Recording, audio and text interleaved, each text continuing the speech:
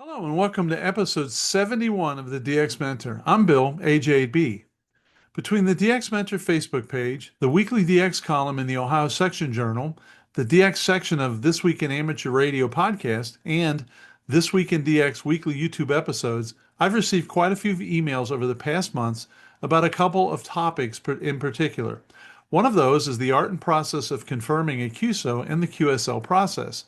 Since we had already recorded an excellent episode several years ago on that very topic, I thought I would just update it and publish it. So here it is, a discussion with Joe, W8GEX, Dave, KDV, Tom, NR8Z, and Mike, W0VTT. If this is the first time you are joining us, welcome. We have a back catalog covering many aspects of DX in both podcast and YouTube format. Please check us out. If you like what you find, please subscribe, like, and share to always be notified about upcoming events. Another way to keep in touch and to see what we're up to is via the DX Mentor Facebook page. I will be posting about upcoming podcasts as well as other DX events, so please follow us. You can check the show notes for any of the information that we discussed today so that you can get the details. In this episode, we will discuss everything you need to know about confirming a QSO. So let's get started. Clockwise on my screen, so that's how we're going to start. Joe, W8GEX, kick us off. Well, thank you and good evening, guys. And I'm probably the oldest one here tonight. Been a ham for 53 years, big DXer, or I think I am, and on the radio every day. So I highly encourage everybody to turn the radio on and make some cues. All right, thank you. Tom, NR8Z. Hi, Tom NR8Z, and I guess I've been a ham for more than 45 years, and I got into DXing fairly early in that journey, and I'm still working on it. So, and QSLing is important because you got to confirm them. Okay, and finally, Dave, or not finally, but Dave, KADV. Hey, well, I'm the young guy on the block. I'm not quite been hamming, not quite 45 years yet. So, Tom, you got me beat there a little bit. But when I grow up in DXing, I want to be Joe. That's all I got to say. And like Tom said, QSLing is the name of the game because the job isn't finished until the paperwork is done. And with that, back to you. All right. Well, and I'm Bill, age 8B. I've been a ham since 1971, which is 52 some years also. So I think all of us, it sounds like we have 200 plus years of experience, which really makes this whole DX Mentor podcast exciting to me. Joe made a comment a couple of weeks ago. I don't think I've been off of any one of these where I haven't learned quite a bit, and that's exciting, and I'm looking forward to tonight. So I guess the first question that a DXer or any ham would have is, what actually makes a valid QSO? You know, maybe I heard him on the air or I repeated my call, but Tom, what actually makes it a valid QSO? And my understanding is that you need both call signs there. Obviously, the call sign of the other station and your call sign. You need a date, and you need a mode is, I think, the minimum. Is that correct, Dave? Date and mode and frequency and call sign. But even simpler, when I'm on the air, I'm not even ready to log it yet. What information do you and I need to exchange so that I can even claim that as a QSO? You need a single piece of data, whether that's a signal report or whether that's the call sign, name, or something like that, is what I was always taught, that it requires at least one data exchange to make it a contact, to make it a legal QSO. Okay. And that's why you have the expeditions send 599 or 5N or whatever, is so it makes it a legal contact, because if they just sent the call and nothing else, that wouldn't necessarily mean that it's a legal contact, because you didn't really exchange any data. Okay, excellent. So Joe, what is a valid QSL card? So I've sent you a QSL card. You look at it, what needs to be on there for that to be a legitimate QSL card representing that QSO? Well, I think what Dave said there, the call sign, the date, the frequency, and I think that would make a valid card. Am I correct, David? Well, for the league, if you're talking about all things DXCC, and I assume that we are, being that that's the DX Mentor podcast, right. The league says a legal card must have the call sign, the name of the entity, the date, the call sign of which you worked, the mode, and frequency is what makes it a legal QSL card. So you don't have to have, you don't even need your name on it. You don't need your shipping or mailing address, as long as it said United States of America, KDV, and then I had 2 radio W8GEX on March the 30th, 2023 at 2330 Zulu on 80 meters CW. That would be legal. But does the card need to be signed, Dave? They prefer it to be signed, but with the advent of labels and stuff that have been used, they've sort of got away from that. So it's not really a full requirement. There's only, if you send somebody, like the county hunters used to send out the MRCs, for getting counties confirmed, and you'd have to sign it and send it back. So if you send somebody something to confirm a QSO, because they don't have QSL cards, or they refuse to write it out, they said, if you send me something, then they would need to sign that and send it back to you to confirm that contact.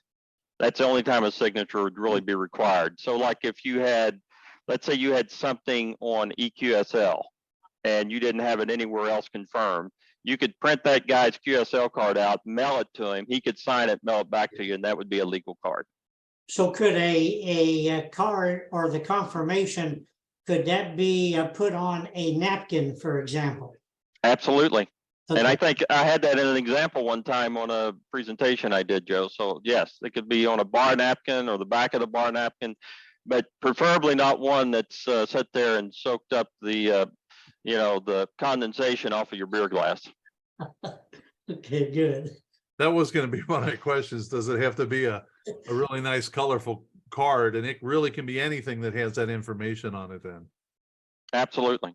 So does anybody remember when we used to, and I'm not going to wax nostalgia necessarily, but remember when we used to have to send a bunch of them to Newington, and it would go to the DXCC desk, and we'll talk about card checkers and LOTW in a little bit, but still, you would bundle up these things that were so precious to you, right? You'd insure the heck out of them.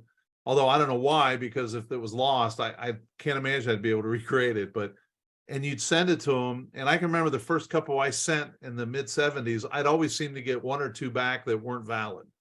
And I used to pull my hair out like, oh, how come I can read the date? You couldn't read the date. I could read the date. So, I think in a lot of ways we've at least progressed, right? It's easier, it's more accurate, it's quicker. So, and we'll touch on how that is. But I know there's a lot of horror stories about when people used to ship QSL cards all the way around the world. So, Bill, you mentioned that. I was at the DX forum one time when Don Search was leading the desk, and someone stood up and brought up the fact that he had sent in a 5-band DXCC set of cards that had gotten lost. Oh, You should have heard the gasp in the room. It was the worst scenario that anyone could imagine. A 5-band DXCC, 500 cards disappearing. wow. There's just no recovering that, right? Yeah. So, Joe, how many cards do you think you have? Quite a few. I can open the cover back here and show you. But I would say 1,000 or more, and most of them are needed countries, banned countries, all-time new ones, not like 500 cards from Ohio or 500 from Kentucky or Tennessee. Most of them are cards that I pretty much cherish, like you're talking about. I would not want to lose them. Although I have my awards now, and I guess I could lose them and be fine, but I really cherish those QSL cards. Coming from the old school, we always look forward to that confirmation of that card. Tom, what do you think you have? I actually went and looked. I have them in these long boxes. And I have about 4 feet. I didn't count them, but I have about 4 feet of cards and that's all just DX. I have a separate box with US cards. So yeah, there's quite a few, and they go a ways back. I mean, it's fun to look at some of the really old ones that are there. Dave, what do you think? Probably somewhere around 5,000, probably. That's QSL what I would have cards. guessed. Yeah. you know, counting stateside and DX cards, you know, I've got, I've never counted them. You know, they're basically in a shoebox, if you would, 2 or 3, 4, 5, maybe a couple paper boxes full. So yeah, Yeah. there's a lot. I have a, J6 stroke NR8Z card that, Do you really? I do. Yes, I do. I hear those go for big money on eBay. They do. Well, you know, it's funny. I don't have any of those blanks left. I sent them all out. I ran out. So it's a limited commodity It's there. limited commodity. So we're talking about paper cards. And someone said it does get very expensive. So sometime, I don't know when, I'm going to say early 60s, it probably was before that. The ARL came up with this concept of an incoming and an outgoing QSL bureau, right? So Dave, talk us through the outgoing bureau. The outgoing bureau, of course, is ran by the league, and you can bundle your cards up. And I forget what, there's a certain fee tied to it. I forget what that is. It's so much a pound or whatever. It might be like $5 a pound or $3 a pound. I can't remember. It's been too long since I sent a bundle of cards to the league, and they got to be in order by prefix, if I remember right. Uh-huh. And then you send them up to the outgoing bureau, and what they do is they sort them for all the other bureaus across the world and send them out in boxes with other folks' cards, other cards from other folks that are going to these same bureaus, to then be distributed to individual hams through that process. And the only fee associated with that is, of course, the fee you pay for the outgoing fee to the league. And then on the other end, the sorters and all that folks are all volunteers of how the folks get their cards. It's quite a complex operation when you think about it. It's basically a free postal service for QSL cards is what it amounts to. It's slow though, you know, don't be in a hurry to get your card. About the best that I've seen ever in a bureau return's been about 6 months, and that's considered fast. Yeah, that's not common either. Yeah. I did a tour of a couple of years ago. I was in Newington and I got a tour of the ARL building, and the room where they're doing all the outgoing it's got cards everywhere. Because they're like basically filling a box up, say, to the German bureau. And when it gets filled, they ship it out. So there's just these boxes and cubby holes holding cards for various other country bureaus to go out. So essentially hams all over the US are independently sending their stuff to one collection point, and then they bundle them up and send them out. Correct. Okay. So, and then the only requirement for us is to pay that fee, as you said, and you have to be a league member. Right. Right. And if you were to look at the cost of the airmail or however else you'd want to have it delivered, that's a bargain. Yeah, because Right. if you figure it's $1.45 for a global stamp now, for, you know, a DX stamp, if you would, and the cost of an envelope and the cost of return postage, it's about, I figured it up, it's roughly about $4.73 per card to send them that way.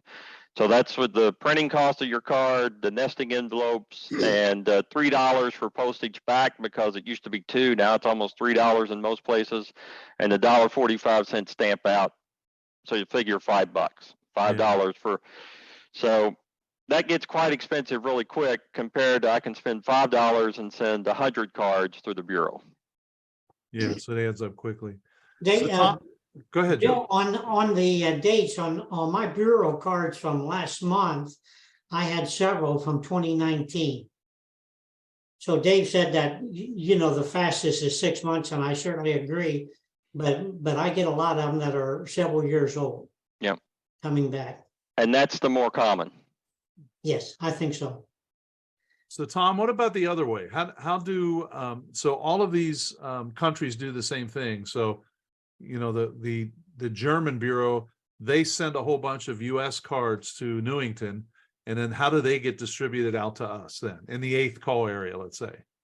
Right. So the ARL gets these bundles of cards, boxes of cards coming in from the bureaus around the world, or the national agencies, and they sort them by number district. So, you know, the 1s and the 2s and the 3s, and that gets sent to a bureau for each number. So here in 8 land, in Westchester, Ohio, is the 8 land bureau. and they get these large boxes of cards from the ARL of all the 8s that have been pulled out of the boxes and bundles that came from multiple national organizations. And then there's a group of sorters there that sort it down to the first letter of the suffix. So NR8Z, there's a 8 guy who does all the Z's, my guy, and he gets everything that is an 8Z. And then he sorts them down to the final level of all the Z folks, and will send them out if you've got envelopes on file. So what does that mean? I have envelopes on file. Right, which is, we all know as sorters, is one of the biggest frustrations of being a sorter. I hate to see QSL cards without an owner. What you do as a ham is send some, ideally the 9x6 envelopes, those manila envelopes with the little clasp or not. Send a few of those to whoever your sorter is. So you can send them to the 8th area QSL Bureau if you're a US 8, or to the 1, or wherever you are. You can also look up, and sometimes the address is there. You can send them directly to your letter sorter. What I ask folks to do is put one 1-ounce stamp on each envelope, and then stick in the envelope a few other stamps. And that way, depending on how many cards you get each time I do a sort, I can send you a couple cards in with one stamp, or if you got a whole bundle, I'll stick some more on your envelope and send them out to you. And then always make a note, when your last envelope is being sent out, it's a little note. I like to put a note in saying how many you have left along the way. Yeah. But that way, and you can just send me some new envelopes. And what letter do you do? I do the 8O. I have all the O's. And Dave, what do you do? Q. Q, and I'm the N sorter. And Joe had expressed an interest. He said the next letter that comes up, he'd like to be that sorter. So we'll have to. And if anyone's listening, he can do the Z's. Yes. If for those of you listening, if you don't have cards on file with the Bureau, please do so. And I will tell you, one of the more gratifying things is when you get a little note from someone that says, "Boy, I just love getting these cards, and I appreciate all you do." That goes a long way, because there's some amount of time involved in this. It isn't like, oh, I just got a box of cards and I just got a huge box. So I've probably already spent 4 hours and I've barely made a dent in it. And you end up sorting them, and it's really interesting, but it's a lot of work. So, but it turns out that's not the only way to get cards, right? I can send them through the ARL Bureau, but Joe, sometimes I'll see on QRZ, or I'll talk to a ham, and they'll just say something like QSL via my manager. So what does that mean? Well, the manager, I've never really had one on all the DXpeditions I had. I pretty much just did it by hand.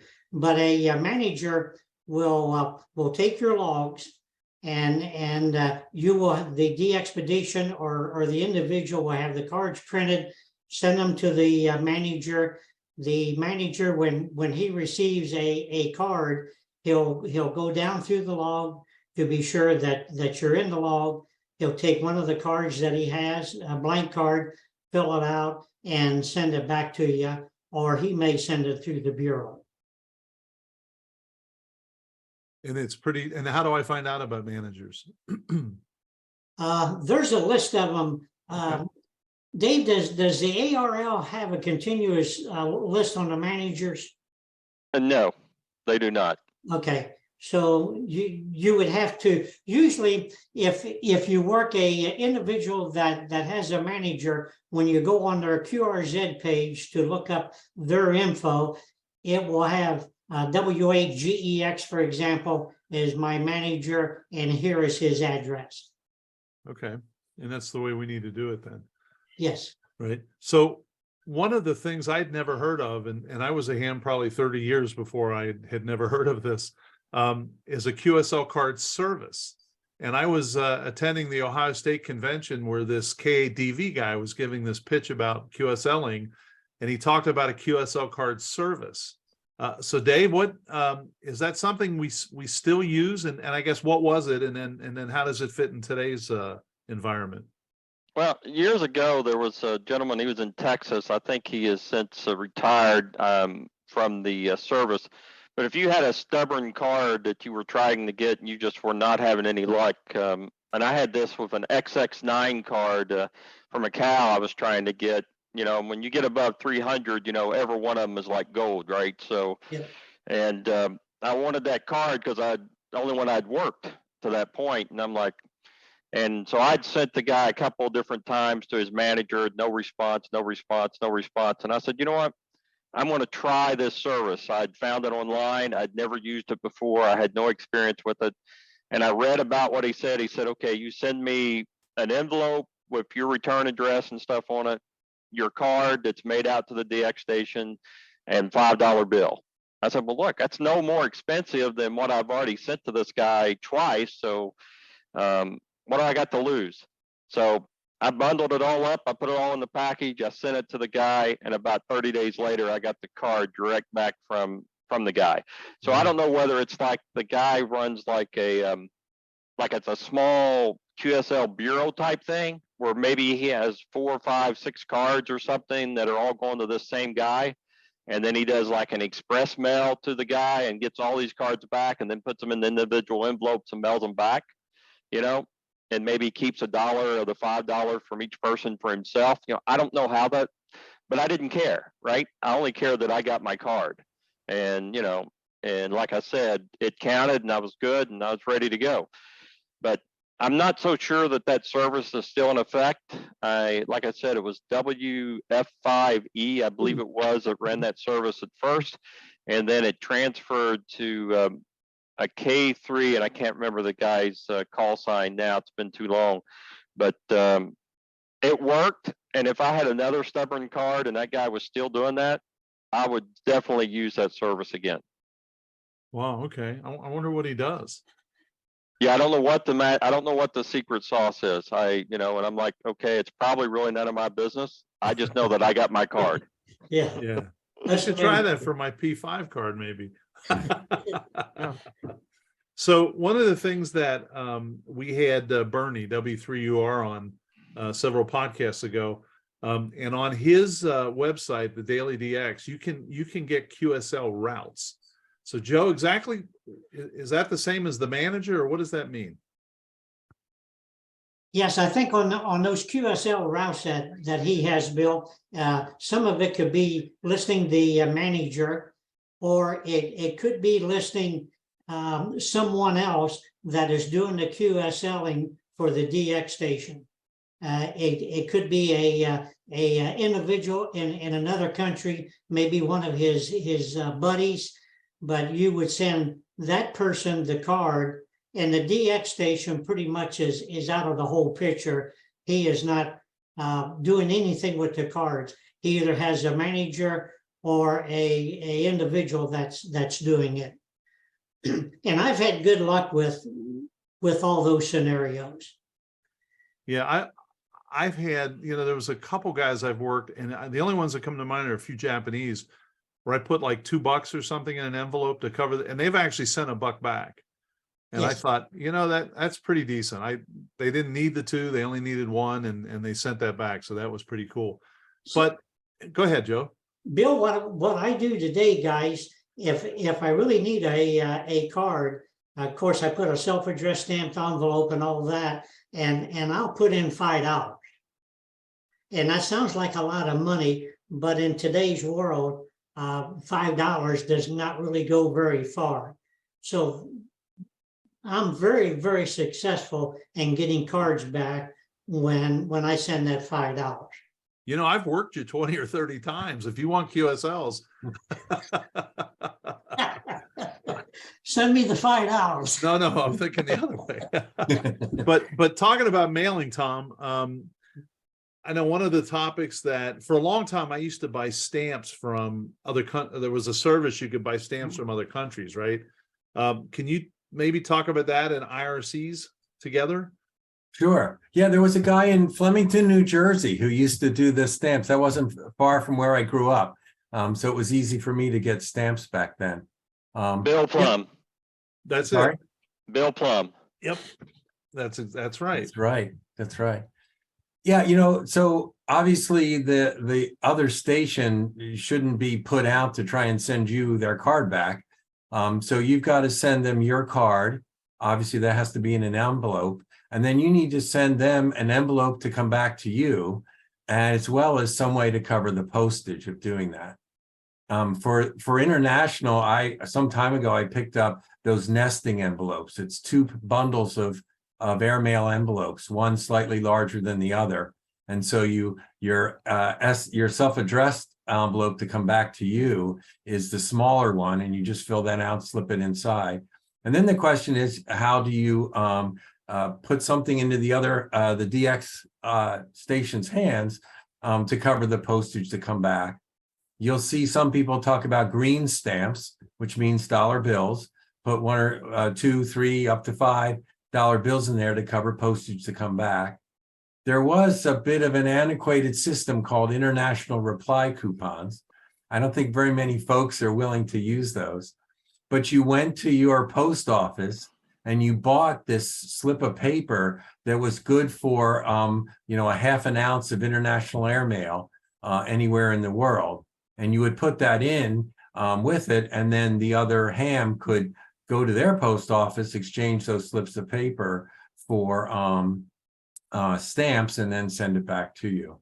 In my experience, I had a few bad experiences where it just didn't work. Local post offices didn't know which side of the piece of paper to stamp. And I remember sending ones to, can't remember the call sign, but on Pitcairn Island. And he was nice enough. He wrote me a nice note saying, this is how you really do it. And he sent my useless IRCs back. Well, that was good that he did that. Yeah. So when you're talking about the international envelopes, so the ones with the red and blue, like hash along the edge, and it says, via airmail, and it There says we in go. French. There you go. yeah. Yeah. So that's my next question personally. Do y'all still put airmail? Do you indicate that on the letter somehow, or does the post office just assume it's going to France, so it's got to go airmail? I think they just assume that everything is airmail today. I personally don't do that. I don't have the envelope that Dave just showed us. I just put them in a number 10 envelope and a number 6.5 return. And I think it just all goes, by airmail today rather than boat. So when you're all preparing these envelopes, you've got a second envelope, a QSL card, and maybe a few dollars. Is there anything else special you do to the envelope? You just put the information on the outside and mail it? Yes, Well, that's all I do. What I do now, I'll I write can- on my return envelope, I'll write the QSO information, my call sign, the date and time, the frequency. And because I've heard that some DX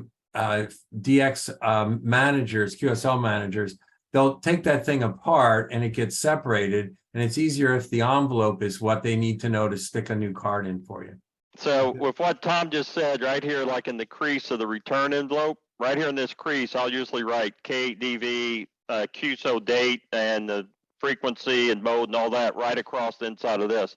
So when they seal it up, it's completely hidden. So it doesn't cause any problem with the post office or anything like that. And because they gotta open the envelope up anyway to put your card and stuff in it, so they're gonna see it, or if there's question, so it's right there, the information. Okay, for everyone. So Anytime I send the card out to somebody, yes. what I do in the lower left-hand corner, I put the call sign of the card that's coming back to me. Huh. Mainly so when I get the mail, I can look at that and laugh and rather than cry.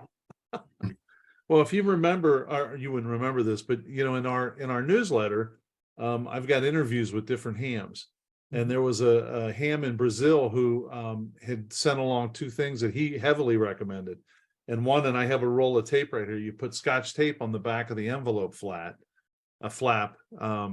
so that it can't. If they think it's easily opened, they'll open it.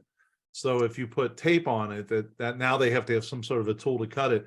And the second thing he said that a lot of people are doing is they'll write on the envelope something like "handle carefully" photographs inside. So that way they don't bend it and they do all this other stuff. And I've not tried that yet, but I did remember that. And then in all fairness, we've heard of in QRZ.com, they'll say, well, now I use a manager, EA5GL or something like that, because mail doesn't make it to my house. And every time I see that, I really kind of stop for a minute and give a thanks to the fact that that's not as really as much a challenge for us. And that's something nice to reflect on, that we don't have to worry about that. So, so go ahead. Joe, do you have something or? Yes, Tom was talking about the IRCs, and I haven't bought one probably like the rest of us in many years. So I worked a guy in Iran, and on his website says that he has to have 2 IRCs. Don't send any US dollars, send him 2 IRCs. Well, the post office, as far as I know, does not sell them anymore. So I went to one of the QSL managers, a guy by the name of Steve Whitley, and I bought 2 from him. He sends them to me, then I forward them on to the guy in Iran, and that's the card that I got today. So it does work, but it takes a little time. So we have an additional expert that's joined us, Mike W0VTT from the frozen tundra of Minnesota. So Mike, before we continue on, give us a quick overview of you and what you're doing up there in Minnesota. Well, good evening to everyone, and sorry for being late. What do I do? I'm retired, so I have lots of time to play radio and chase DX. I'm a card checker. I've been one since the program started in the early 90s. I'm a QSL manager right now. I manage for 3 stations, EY8MM, EY8ZE, VP6MW. In the past, I was a manager for TL8DV and DU/W1DV. And I'm on the DX advisory committee. So I'm kind of a geek about QSL cards. Well, that's good. Well, let's go back a minute, because we kind of touched on managers already, but now from a manager standpoint, what are things that people do that drive you nuts? I mean, you want to confirm it for them, right? Yes, So I do. What are typical mistakes that the folks that are listening to us can avoid? Getting the correct time on the card, filling out the card neatly so I can read it.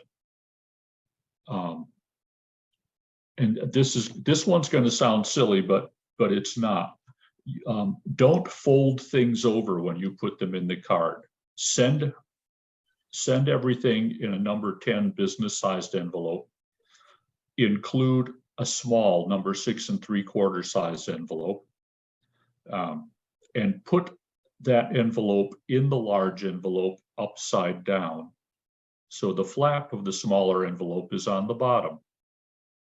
When you go to open an envelope with a letter opener or a knife, you stick it in, you slit it. And I can't tell you how many times I've slit the flap of the inner envelope because it's resting up against the top one.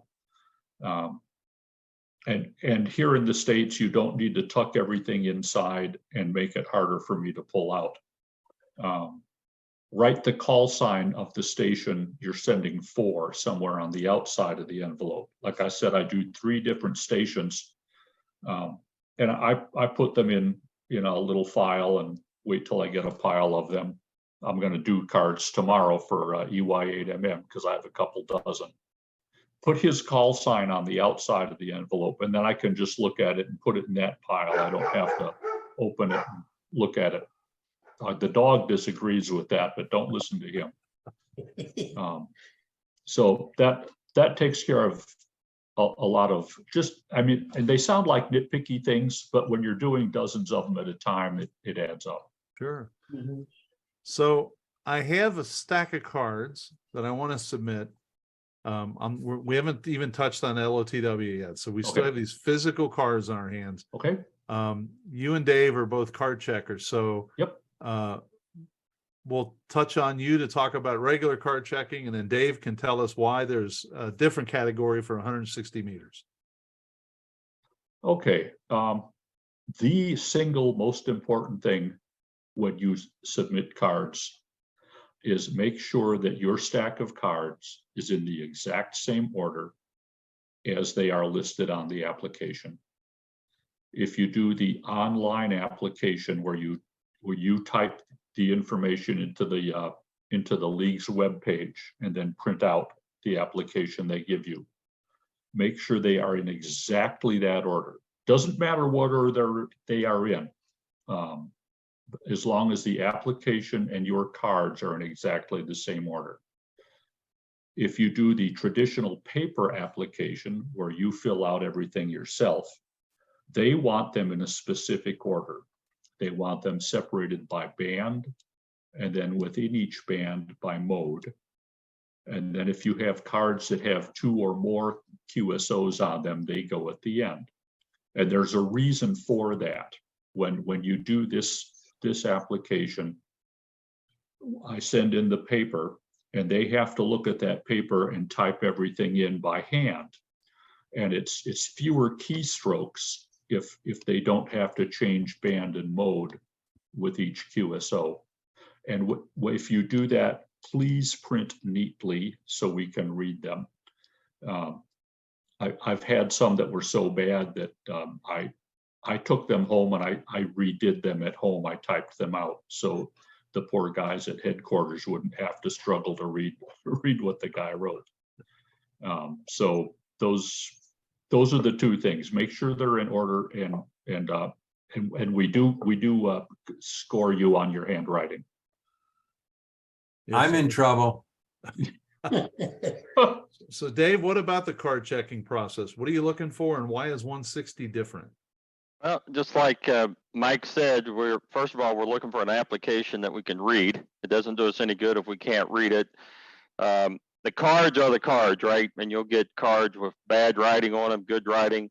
And the thing I look for is to make sure the card has not been compromised, that it doesn't have any other markings on it other than what was put on it by the issuer, if you would. Also, guys will ask me about when they have an application, they go, well, I got multiple QSOs on a card, but I only need one. I say, take a Post-it note, write which contact you want credit for, and attach that Post-it note to that QSL card. Do not write on that card. Don't put any other markings on that card other than what the issuer put on it. And then I look for the common things, right? Does the call sign and entity appear on the card? Is the made out to the right call sign for the guy on the application, or is one of the calls listed on his application the guy on this card? It's not my job to determine whether the card is good for credit or not. My job is only to confirm what is on the card against what's on the application. On 160, it's a little different because I guess in the past there've been, some fraud and stuff on 160, especially since the introduction of the work bands and 17 meters.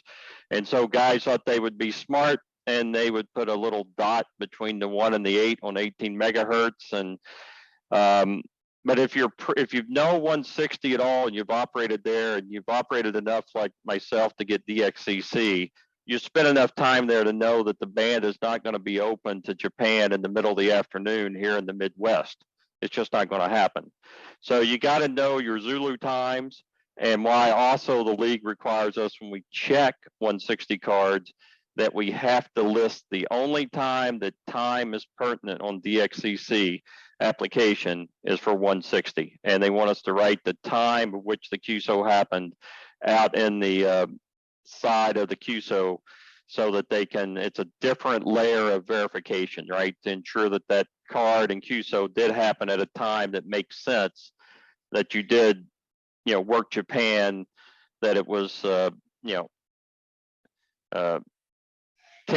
Zulu instead of, 1800 Zulu, right?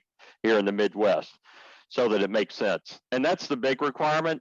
There's been a few guys that's tried to pull some stuff, when you see it, but what they don't know is that my magic green pen puts a mark out there, and when I list the time out there and the league sees that, and they'll see a note from the checker, it says, this card is questionable, please, I verified time, and the time doesn't make sense for the guy's location, chances are the desk in Newington will make the decision to throw that card out. But again, it's not my job to throw it out. It's my job just to check against the application. And if I do see something that I think is not above board, to put a note on the application to bring their attention to it. So, and then part of that would be, he might have the time right, he might have Japan right, but you know he didn't do it in July. End of December, maybe, but not July, right? Correct. Yeah. So, Mike, if I wanted to be a card checker, do I just go online and send the ARL an email, say I want to be a card checker, or how do you become a card checker? There are a couple different ways. Every DX club, and that means an ARRL special service club whose specialty is DX. Every DX club may appoint one card checker, may recommend one card checker. Card checkers are appointed by the division directors. It's a division level appointment. The section manager may recommend one card checker for his section. And then the division director may appoint, as they recently changed this, the division director may appoint as many card checkers as he feels are necessary to cover his territory. You have to be known to the people who are appointing you. They have to be able to vouch for you. You have to have a DXCC with at least 150 countries confirmed. And then the people appointing you have to know you or know enough people who know you and will vouch for you, that they can trust you to do the job properly. Okay, so it's not just ad hoc, which is what I would have expected, but I didn't know. So Yes, now you know. now I know. So switching gears a little bit, Joe, you use QRZ.com as much as anybody, right? So as that I know. So that's a very robust website. I'm sure it's very large in size. What kind of information do you get from it, and how do you use it on a daily basis? Yeah, I really do use it a lot, Bill. So I'll go on QRZ. I'll work a DX station, and I'll go on to QRZ to see what their method of QSLing is. It could be LOTW, it could be direct. They may have a QSL manager. So I'm really in love with QRZ. They do an excellent job. That guy does. Anybody use it for anything other than just not say just, but just finding information out about the other station? Oh, one way I do, Bill, is as a card sorter. If I have cards for somebody, I'll look them up on QRZ.com, and hopefully there's an email there so I can try and reach out to them and say, hey, you know, you've got cards here. If you want them, please send me an envelope. So do you check the silent key section of QST every month? And which I hate doing. I mean, don't get me, I'm not disrespecting, but I do go look at that and I think, okay, I look at my master list and somebody's on there, I make a note, and then those QSL cards are not forwarded. I assumed other people do that. I don't know. I do that as well. And then occasionally when I look someone up on QRZ.com, it will say the person's a silent key as well. And then I know to make a note in the file. Well, there's been two things I've noticed a lot of on QRZ.com. So the station will have their call sign. They'll have their address, oftentimes the email address. But then something else I've been noticing a lot, it will say QSL via OQRS, or it'll say no paper card needed, or if you really need a paper card, send me, do it this way. But so Tom, since you have the floor, tell me about OQRS a little bit. Sure. So OQRS in general is a mechanism by which you can request a QSL card electronically rather than sending the card as your request. Because if you think about it, most of these DX stations don't need the thousandth and one Ohio QSL card from me. They just need to know enough information to send me back a card. And then most OQRS systems like ClubLog, if they need some funding to do it, you can pay with PayPal or some other electronic means. So a lot of times you'll go in and look them up. You can put your call sign in, and it'll tell you whether or not there are contacts there. Then you would request the QSL, and you have to provide the date and time and typically the band for that contact. And that's the way in which they check that, yeah, this is a legitimate QSO request. And then some stations, you know, a bureau card would be free, and you just ask for one and it'll wind its way through the bureau as we talked about it. And other places, you know, you can pay some money and they'll send you the card directly. Okay. So Dave, another thing I see a lot of is Club Log. So tell me about Club Log. Club Log was started from a guy over in England, Great Britain, and it has ballooned into incredible website and service over the years. It's essentially a repository of where DX expeditions mostly use it, where they will deposit their logs a lot of times live from the operation, and gives you a way to go out and check to see if you're in that log. Not necessarily real time, although there is a real time component to Club Log that not everybody's using now. That'll let you see, am I in the log? Did they get my 160 contact or not? Right. So it's like not quite instant gratification, but usually most guys are uploading logs within 24 hours. So the next day from a DXpedition, and sometimes even more often than that. So it also helps cut down on the pileups, right? Because if I go in there and I see now, oh, I made that 160 contact, I don't have to get back in that pileup, right? So they've reduced it at least by one. And then through that, you can use the QSLing service through that to request a card from different DXpeditions.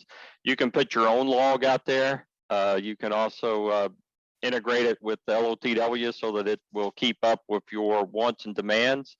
So you can get reports out of there to see what have you worked, what do you need, what band do you need it, what mode do you need, you know, all that kind of stuff. All that statistical data is available out there on Club Log, even for you as an individual, even though you're not a DX station. My log goes out there automatically. You know, every time I make a contact, I think it's every 10 contacts, it automatically gets uploaded to Club Log. And you can request a card from me via the bureau going out to Club Log. And so it's that's the nice thing about it. It's not just for what we'd say is DX, but it's for any station that would want to use it, as long as you agree to their rules, which is basically, I agree if I'm going to put this out here and let people request cards from me, I agree that I'm going to send the card back to them. So okay. It's not anything ridiculous when it comes to that, but it's a great service. I mean, I really push it for guys that wanting QSL cards or wanting to get confirmations from the expeditions and stuff. It's a great tool and a great asset for us, and especially as DXers. Sound like an interesting guy to have on a podcast, wouldn't you think? I would think so, yeah. I would think so. Yes, he would. Yeah. So if I remember, there's like a matrix. I can look at my DXCC matrix and I can see that I'll look at your wall there. SV9, I have worked on 20 meters, but not confirmed. I can actually click on that W and it will then open up the information I need to get a QSL card back to go through the process. So it really is a great user interface of tracking your DX and trying to work it. Mike, are you familiar with the real-time part of Club Log? And if so, what do you think of it? I am. There are some good things. I think there are also some bad things about it. It actually has the potential, and I don't think we need real-time updates. And I'm not sure this is the proper forum to go into that. But it does lead to the potential for fraud and abuse. The regular OQRS service through Club Log is very convenient. EY8MM uses that, which means I use it, and I get probably 2/3 of the QSL requests for him come through Club Log. Okay. Well, I will say I can remember in the late 70s, and it's about all I remember, but I kind of got my hands smacked on the air because I was following up with, at the time, what was known as an insurance contact, because I wasn't sure I was in the log. I think I was, but I wasn't sure. And they weren't coming back for 5 or 6 years. And I thought, I got to make sure. So not only was I already in the log, I think I ended up probably working the very same guy I worked the first time. And he didn't appreciate the insurance contact. I didn't, to be quite upfront, I didn't realize I was really doing anything wrong. But there were two things I can remember. I also got a not in the log email, and a log in the not in the log QSL card. And when you get a not in the log QSL card in the mail, and you have another way to confirm them, and they're not going back for 5 years, getting your hand smacked for an insurance contract, that's an easy trade-off to me, right? Yep. So I do appreciate the real time, but I also appreciate the fact that it can be a problem. You know, it could be a challenge, but it is awfully nice to go there and look at the real-time display and say, yep, AJ8B on 20 meters, that's in the log, and then I know it's a done deal. So I can see both sides of that. Joe, coming down kind of the home stretch here, the one thing I know that I think you have a love-hate relationship with, and you can correct me certainly if I'm wrong, but that would be LOTW. Because I know over time you've thought LOTW is a little bit hard to get into and set up, et cetera. But I think the last call, it was a few podcasts ago, we were talking about LOTW. I think Mike was on the call.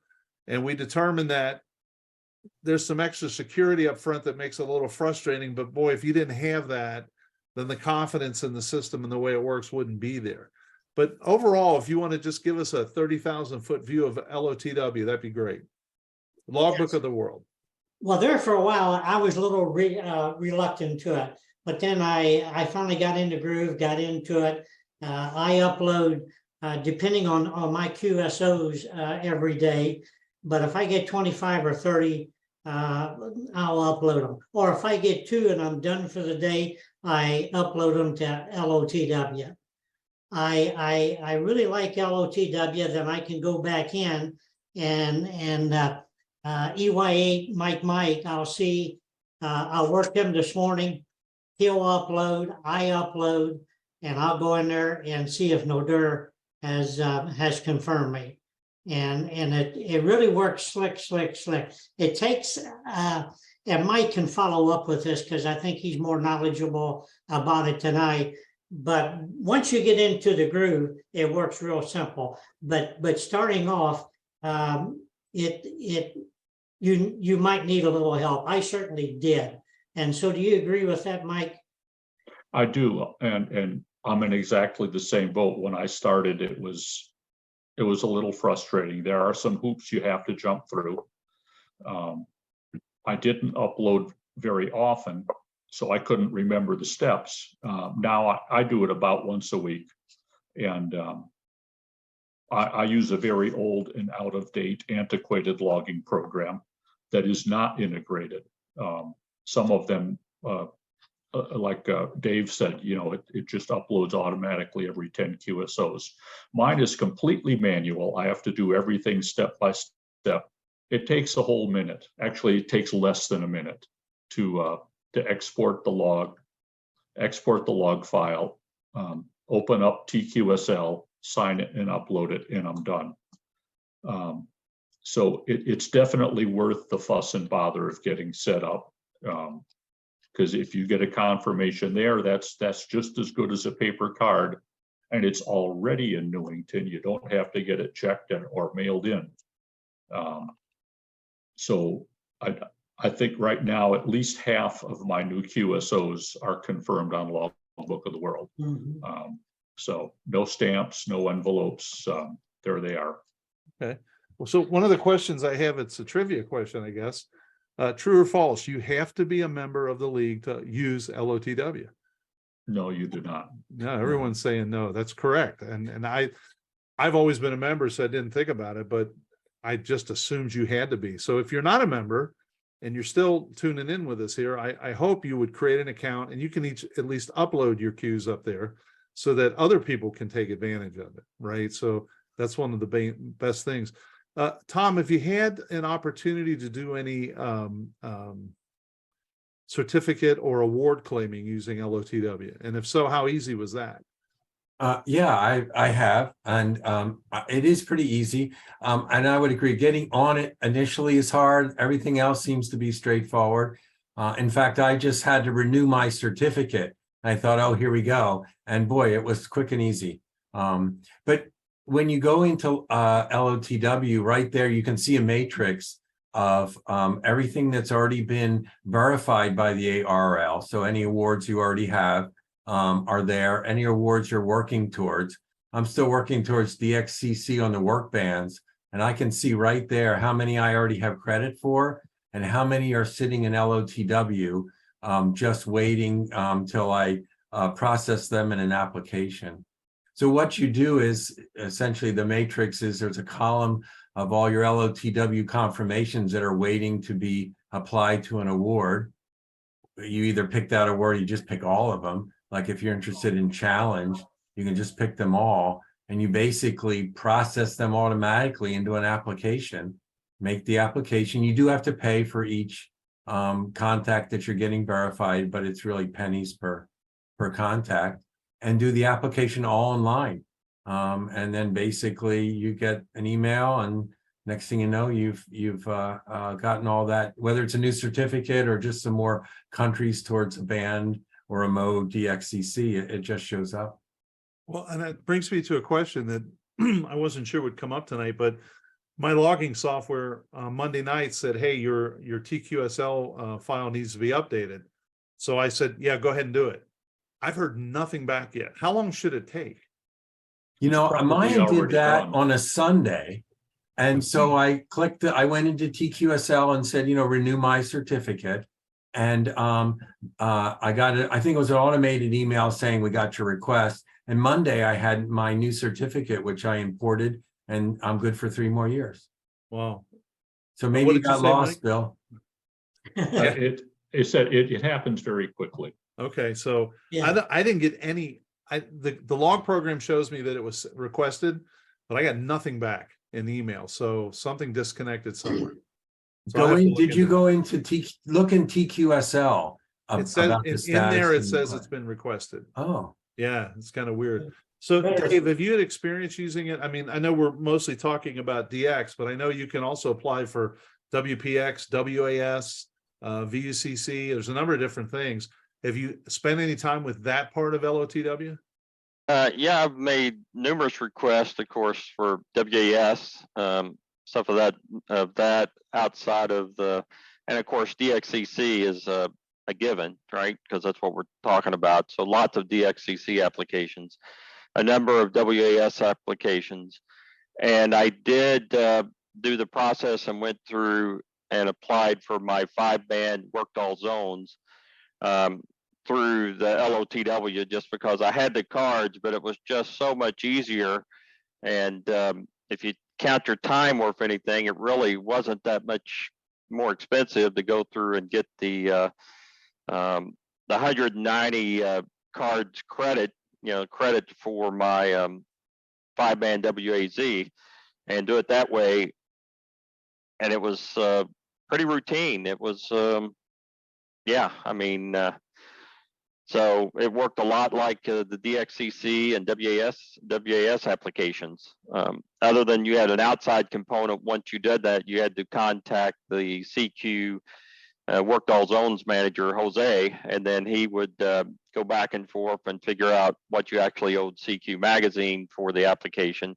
But the processing part for the getting credits for the QSOs and applying the credits towards each of the QSOs for WAZ work almost identical to that as what DXCC or WAS does. Okay. It was a pretty easy format. All right. Well, what I'd like to do is I've seen all of you have been making notes of some sort or another as we've been going on. So I'm going to take one more pass through, and we've covered a lot already, but I'll make an offer to those folks that are listening. The first batch of cards I took over to Dave, KDV, to have him check. I noticed that on his computer monitor, he had QSL cards rolling by, some of his DX cards.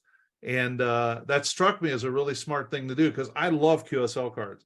And I went through the route of putting them up on the wall. And, by the time you put thumbtacks and staples and tape, you start peeling them off and then they're destroyed. And well, that defeated the purpose. Then I did the plastic jackets, but I don't make that much money where I can display that many things in plastic jackets. So I saw what Dave did and it was like, I'll bet I could take a Raspberry Pi and just load these things up and let it display on a monitor or something, or do it in on my screensaver. So anybody that's interested, I did do a project. I think I have about 2,300 QSL cards I've scanned in that are all exotic. So they're not just my playing card, but it's a cheetah about to jump on Joe or something like that, Yeah. where they would be of interest. And I can't tell you how many people have been in my office and said, "Oh, wow, look at that screensaver. Oh, well, let me tell you what that is." So if anybody's interested, drop me a note. I mean, it's free. I would send you the article, but drop me a note at ajb@arl.net. I'll be happy to send it to you. But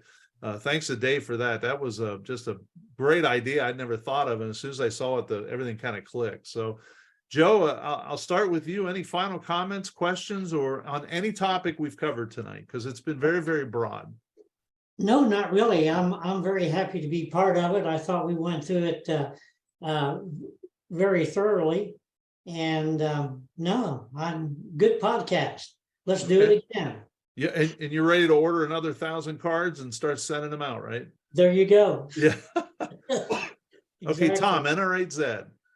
Yeah, let me start off with my plea to everyone. If you work DX, please get an envelope on file with your card sorter, because they probably have cards for you and they're just going to waste.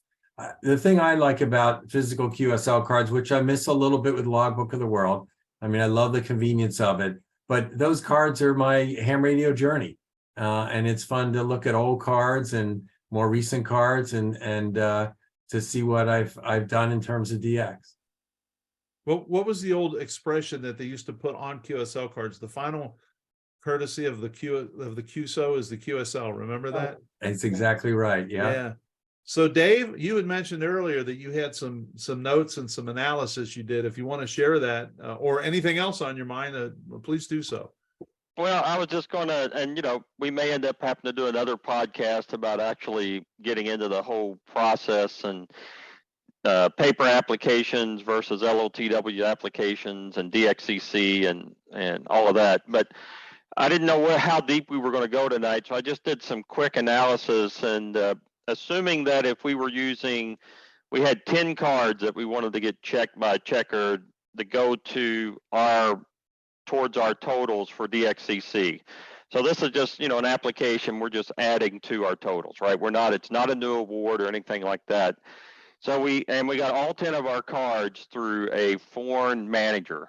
So as I said earlier, I figured up it was about $5 a shot by the time you got your cards printed, you bought the nesting envelopes, you bought the postage, and $3 inside the envelope to get your card back from the DXC station. So right there, you've got $50 in your 10 cards. Then your application fee for paper is $16. So now you've got $66 in your application versus if you'd have done those same 10 via LOTW, it'd have been 12 cents per QSO. So that would have been what, $1.20 plus a $7.50 application fee. So you'd have been, what is that, comes out to $8.70 roughly. So do the math and you can tell that LOTW is a bargain. And plus it keeps track of all that stuff for you. You don't have to fill out any forms. You don't have to do any paperwork. You don't have to do anything. You just put it on there and it takes care of it for you. A few clicks and the next thing you know is you've got your endorsement and your count just went up by 10. So that was my comparison. I knew that there was quite a savings with LOTW, but I'd never really sat down and done the math on it to that extent. But so I thought that was pretty interesting when it comes to, although I love physical QSL cards, right? But I've got to the point now that I don't hardly send for a physical card unless it's on a difficult band, like 80 or 160, and it's something brand new, either a mode or a new entity or something like that. If I already have it confirmed, chances are I'm not going to send for the card. right? If I've already got it on that band or what have you, because it's just, you can spend a lot of money in QSLing in a hurry. So that was my 2 cents in my comparison. Of course, that's taken if you assume we used overseas managers. The price would be a little different if you use stateside managers, but stateside managers aren't near as common today as what they were years ago. Seems like more and more, there's more and more DX stations that are using foreign managers to us, which is okay. Most of them are good and reliable, and you get your cards, but sign of the times. But LOTW is my preferred method for DX confirmation collecting. So it sounds like a good hybrid is to use LOTW to confirm them and then use the bureau to get the physical cards for some of the ones you want, right? So that would be the most cost-effective way to do it. Right. And I agree with what you guys said earlier when I got my bundle from my sorter for H8B this week. And I got to tell you, the first thing I did was I ripped it open, sat down, and would go through and say, "Hey, Karen, look at this one." And you're looking at the back. And I think most of mine were from 2019. I think so. It's 3 to 4 years. If you want it quick, like somebody said, and I do the last sorting group I got for the N letter. There were a couple in there from Hungary from 2012 that jumped out at me just because I had flipped them the right way. So for the most time, for me, it seems to be 2 or 3 years, but you will get some in there 10 and 12 years old. So, well, Mike, you've kind of heard where we were going. And again, I apologize for not sending you the right time, but that's okay. We'll take care of that. And the next one, I'll get you on an hour early. So then we can kind of balance it out and make it up. The other thing we talked about, just so you know, is outgoing bureau, incoming bureau managers, QSL card services, routes, and mailing. The card checker, of course. So any of those topics ring a bell or anything that you've already made a note on? Boy, I'd love to have you share with us. Yes, I'm only aware of one QSL service that's left. They're kind of a hybrid between going direct and through the bureau. And that's K3 Fox November. He also sells foreign postage stamps. And he's got a website. It's airmailpostage.com. Okay. Airmail postage, all one word, airmailpostage.com. And he sells the nesting envelopes, the European sized ones. For when you do use stamps, please use a forever stamp, because the way prices go up all the time, if it has to sit there for any length of time, chances are the postage gets somebody higher when the manager has to send it back. And airmail postage, like I said, he sells foreign stamps. And if you need a card from someone who's not a serious hardcore DXer in a country, he's just a casual operator, but you want his card, sending him an SASE with stamps from his country is much easier. And I've had excellent luck with that. There used to be a couple different guys who sold foreign stamps, and I think K3 Fox November is the only one left. For you VHF guys who make a lot of contacts up in Canada and want cards, we can buy postage stamps direct from Canada Post. I got hot and heavy on 2 meters for a long time and worked a lot of grids up there. So I would send the guys an SASE with Canadian postage on it. So there's a few more little ditties for you. Okay. And I would point out also that Canada is part of the QSL Bureau system. So if you notice on, again, QRZ.com, where they, will swap via the Bureau, Canada is just as good as Spain or anywhere else. Everyone I see from Canada, I usually send it to them. Just because I kind of like it, and a lot of their cards are, a lot of our cards are terrific too, but a lot of them are beautiful, from the Rockies and some various other areas. So, anything else?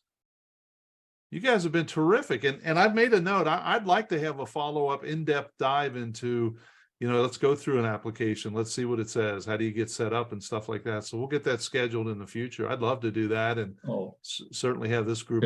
I'm sorry, Mike. I already gave you your chance. No, when we do that, is will this be available on video or is it just an audio podcast? No, it's both. Yeah, it's both.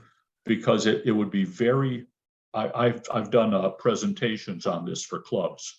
And it's very, very convenient to do a video presentation like that and screen sharing and actually go through the application. And so you can show it to them. The picture is worth 1,000 words, as they say. Okay, and I made a note. So yes, it would be both. So we got do a little more effort on the podcast to explain it, and then, but heck, everyone who's on a podcast can flip over and watch it on YouTube. So Okay. that would be easy to do. So, well, I appreciate everyone's time. I certainly do, and it was really interesting, as I knew it would be, and it's going to be very popular. I'm sure of that.